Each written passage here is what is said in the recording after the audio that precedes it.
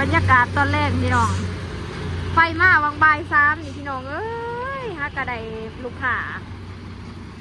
เขามากก็ออกไปลูกค้าเขามากก็ออกไปกำลังได้ลูกค้าเขามา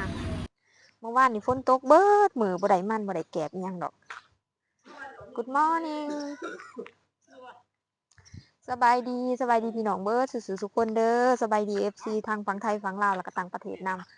มื้อนี้สิพามาเบิ่งร้านมันนี่แหละพี่น้องเมื่อวานนี่ฝนตกเบิดมือบ่ได้มันดอกพี่น้องมื้อนี้ก็ครึมๆแต่ว่าบ่ทันได้มีฝนเมื่อคืนนี่ก็บ่ได้ตกเบิดคืนมื้อนี้ก็ครึมคือเก่าพี่น้องเบิ่งท้องฟ้าบ่ฮู้ว่ามันสิเป็นจังไดสภาพอากาศมื้อนี้แต่ก็ยังบ่ทันได้เปิดผาซ้ำนี่เบิ่งแน่พี่น้องซื้อมันเมื่อวานนี่ได้ประมาณ60กว่าตันนี่แหละ เป็นประวัติศาสตร์เลยนะเพราะว่ามันฝนตกเมื่อวานนี้แต่ว่าบ่ได้ถ่ายคลิปให้พี่น้องเบิ่งฝนตกแบบข้าวหนึงตกข้าวหนึงตกแต่ว่าอัปเดตในบ้านฝายเนาะส่วนบ้านแดงบ่ได้ถ่ายลงหลายมื้อละนี่เด้พี่น้องกองมันอันนี้เป็นกองมันแห้งบัดกองมันเบืองนะหั่นเป็นมันที่ว่ามันสืดหั้นนะก็บ่ถึงขั้นว่าสืดแห้งแต่ว่าลูกค้าเขาเอามาขายนะเฮาก็รับซื้อเลยแล้วก็เฮาอันนั้นแล้วเฮาตักออกเกือบเบิดแหละไปตากอยู่ฝั่งไทยส่วนมันตัวนี้เป็นกองใหญ่ๆนี่มันเป็นมันแห้งก็บ่ห่วงปานใดถ้าเฮาก็คุมนะ2สันเนาะเดี๋ยวสิพามาเบิ่งร้านก็แบบเปื้อนแฮงพี่น้องเอ้ย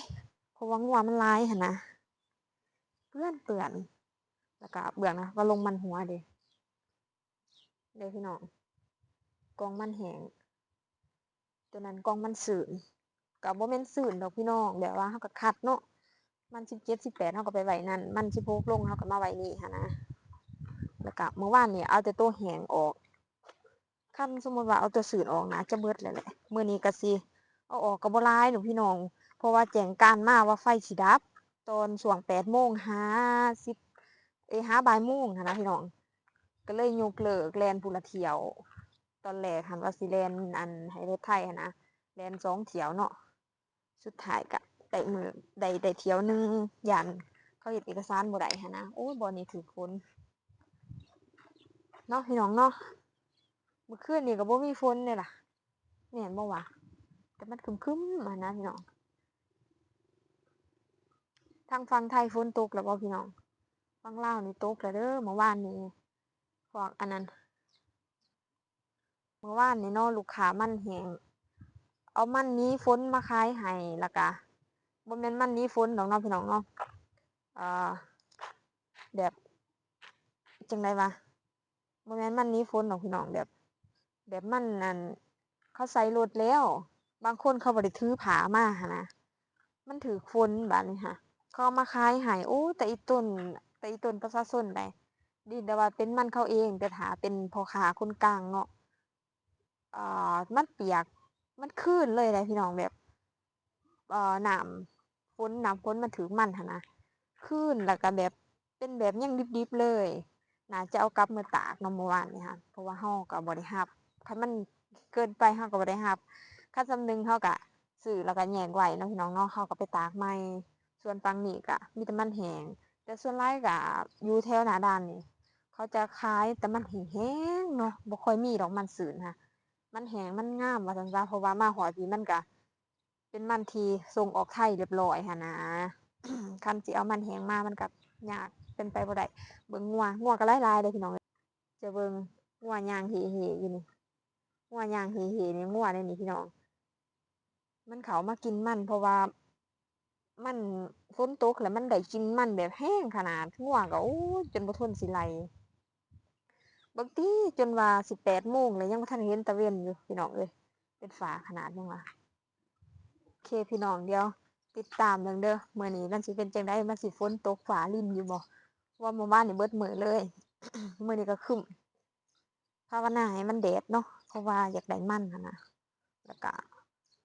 ประชาชนเขาก็สิได้ตากมันแบบแห้งๆหั้นนะเพราะว่ามาถ้าว่ามันครึ้มแบบนี้มันมากคือสิบ่ค่อยแห้งปานใดเนาะพี่น้องเนาะเพราะว่าหมู่ก็ตากบ่ได้หั้นนะช่วงเช้าบ่ได้อนามัยรถดนพากันอนามัยรถบัดนี้รถบ่ได้ล้างใส่น้ำยาเอาสีชมพูอะนะคือแบ๊วแท้ าเสร็จรถก็ยังเป็นสีชมพูปะโท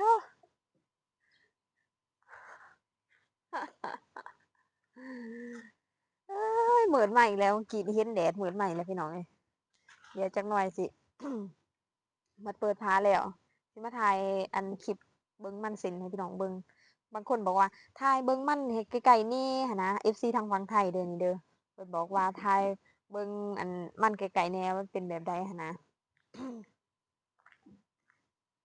น้องพี่น้องเนาะจะนอนถ่ายให้เบิ้งเมื่อวานนี่เว้าเรื่องเมื่อวานนี่นะถือกันแดดเอามารีวิวถือกันแดดมารีวิวแต่ว่าเฮ็ดกันแดดเสียพี่น้องเอ้ยก็เลยอันนั้นก็เลยบ่มีกันแดดทาเนาะเฮ็ดกันแดดเสียจักไปเสียใส่ไปเหี่ยใส่บ่เห็นเลยยามแหละยามโจ๊ะแหละขาวจ้ะใส่น้ำยา CP พี่น้องเอ้ยรอแล้วขาวเป็นปันหยังบัดนี้ โอ้เมียมนี่เป็นเห็นมันนะขนาดหลังดิ บรรยากาศลานเปื้อนทางขึ้นตะสังนะมันอันนั้นเดี๋ยวเข้าไปในเทคอนกรีตอันนี้พี่น้องนี่เขาเหยียบมาเลยพุ่นเขาเหยียบมาป้อแบบเปื้อนแห้งหลังตะสัง2-3เถื่อได้พยิงวงละหลังไฟดับพี่น้องเอ้ยฝนบ่ตกไฟดับมื้อนี้ค่ะใครตั้งแต่สั่งรถออกอันรถไถออกแล้วเนาะไฟดับ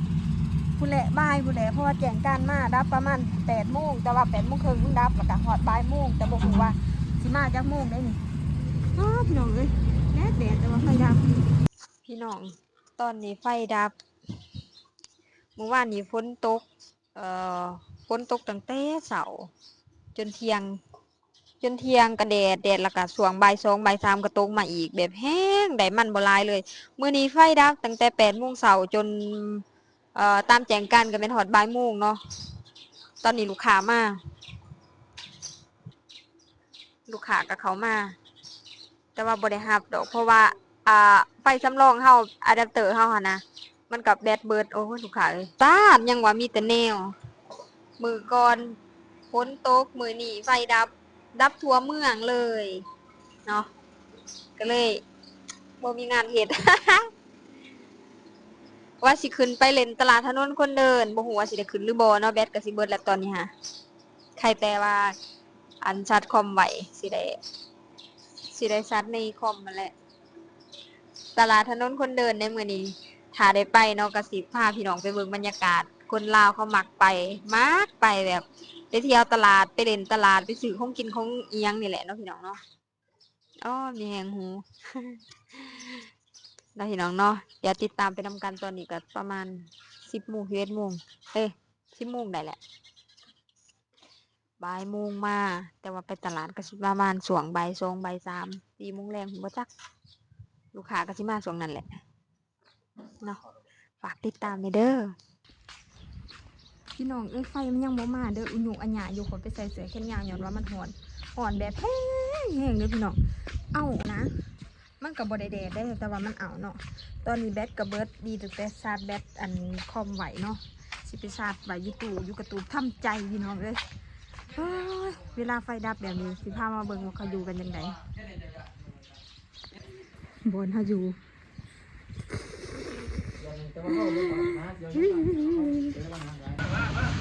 กินสมหอบแรงไฟมาแล้วทุกอย่างพร้อม เอามาเด้อลูกค้าเขามาขายมันไหนเนี่ยบรรยากาศตอนแรกพี่น้องไฟมาวังบ่าย3นี่พี่น้องเอ้ยฮักกระไดลูกค้าเขามากก็ออกไปลูกค้าเขามากก็ออกไปกำลังได้ลูกค้าเขามาก เรียกยาวว่านัดลูกเอิญบอกลูกบอกว่าลุงให้มันมาจะได้ขึ้นของมันมาเนี่ยผมขึ้นไปไหนนี่วะสัน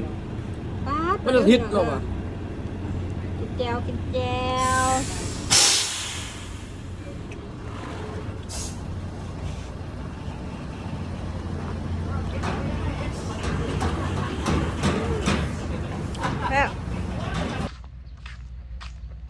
ตอนนี้ก็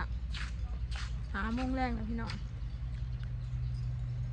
ร้านมันเปิดได้คือปกติกวาดแล้วว่าแซงน่ะ